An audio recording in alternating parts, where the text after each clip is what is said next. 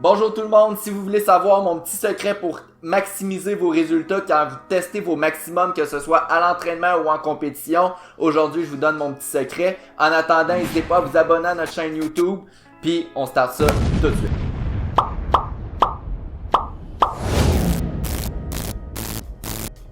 Donc aujourd'hui je vous parle d'un petit secret que j'utilise depuis peut-être à peu près un an, peut-être un petit peu plus, avant mes compétitions, mais aussi avant les compétitions de mes athlètes. C'est ce qu'on appelle le Neural Charge. Le Neural Charge, j'ai appris ça pour la première fois, ça fait peut-être un an et demi, par Christian Thibaudeau. Christian Thibaudeau, ceux qui ne le connaissent pas, il est renommé à travers le monde, surtout au niveau du Québec, là, parce qu'il est québécois. Puis c'est de lui que j'ai appris ça. Ce que ça consiste, c'est un entraînement de puissance 24 à 48 heures avant la journée d'une compétition importante. C'est ce que ça consiste dans le fond, c'est l'entraînement en puissance. Puis il y a justement une étude qui a été sortie là-dessus. Puis là, je me mêle un peu dans mes affaires, mais l'entraînement en puissance, dans l'étude, ce que ça consistait à faire, c'était 5 séries de 4 répétitions de jump squat avec 40% du 1RM au squat. Donc il faisait ça, puis 24 heures ou 48 heures après, il regardait si la performance était améliorée. Ce qu'il regardait, c'était la hauteur du saut vertical, la vitesse à laquelle la force se développe, la force isométrique maximale au leg press, puis un autre indice, là, mais c'était plus pour question pliométrie, on s'intéresse moins à cet indice-là. Ce qu'ils ont trouvé, c'est que tout ce qu'ils regardaient était significativement amélioré 24 à 48 heures après avoir fait l'entraînement en puissance, sauf la force isométrique. C'est probablement celui qu'on s'intéresse le plus. Lui, il n'a pas été amélioré, mais les autres, ils ont tous été améliorés. Par contre, c'est de la force isométrique, puis c'est aussi au leg press. Donc c'est peut-être un peu moins spécifique. Ceci étant dit, les autres ont tous été augmentés. La vitesse de force de développement de la force, la vitesse de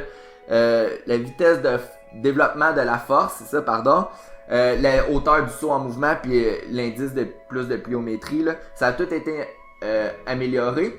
Puis ce qu'on peut appliquer de ça, c'est que peut-être qu'on pourrait utiliser un entraînement en puissance avant une compétition ou juste avant de tester nos max, que ce soit à l'entraînement aussi, c'est possible. Donc ce que moi j'utilise, là, il va y avoir un programme qui va apparaître ici. Moi souvent je fais ça la journée avant d'une compétition. Ça dure entre 20 et 25 minutes. C'est super explosif. Toute l'intention de mouvement, c'est de la vitesse maximale. Il n'y a pas beaucoup de volume, l'athlète ne devrait pas se fatiguer avec ça. Puis j'ai vu vraiment des bons résultats. Puis l'étude aussi semble indiquer que ce serait peut-être possible de l'utiliser avant une compétition. Puis moi, ça fait peut-être un an que j'utilise ça, puis j'ai jamais vraiment eu de mauvais résultats en utilisant ça. Donc souvent j'utilise comme vous voyez dans le programme, j'utilise des mouvements qui sont explosifs, des sauts, des sprints, des push-ups pliométriques, des slam balls, tout ce qui requiert de l'explosivité. Je ne l'ai pas encore utilisé au squat ni au deadlift. J'ai commencé récemment à utiliser ça au bench press. J'ai vu des bons résultats. Prochainement, je vais l'utiliser sur moi.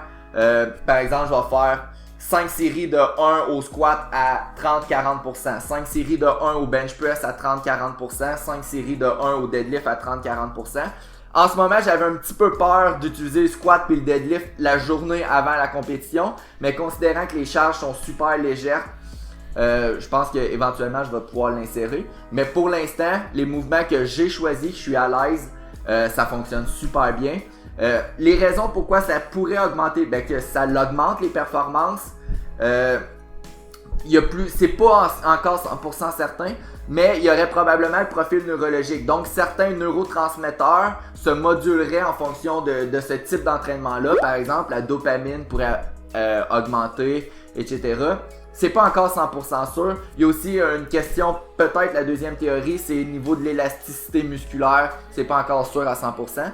Sauf que ce qu'on sait qui est important en peak week, c'est qu'on veut diminuer le plus possible la fatigue, tout en maintenant l'intensité et la fréquence d'entraînement. Donc souvent ce que le monde va faire comme erreur, c'est qu'avant une compétition, ils vont arriver puis la semaine avant ils vont complètement arrêter de s'entraîner, puis ils vont arriver le jour de la compétition, Puis ils vont comme se sentir, voyons, pourquoi je suis pas explosif aujourd'hui? On dirait que j'ai pas la drive qu'il faut pour, je me sens pas dedans.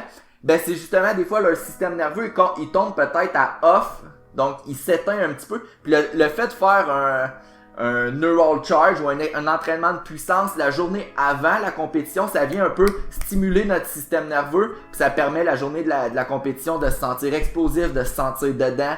Fait que c'est les raisons pourquoi je l'utilise, puis c'est quelque chose vraiment qui me passionne, ce sujet-là. Donc, des fois, si ça vous stresse un peu, faites-le pour la première fois 48 heures avant votre compétition ou juste avant de tester vos maximums. Moi, je sais que je le fais 24 heures avant ma compétition, puis j'ai jamais eu de problème avec ça.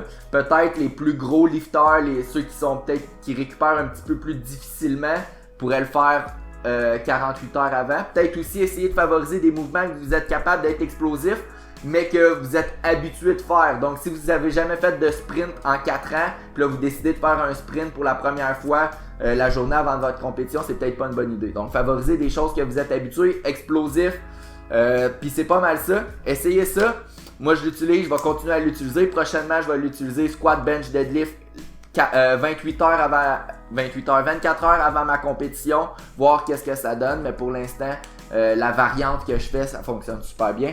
Donc, on reste à l'affût. Merci d'avoir été là. N'hésitez pas à vous abonner et on se revoit pour une prochaine vidéo. Bye!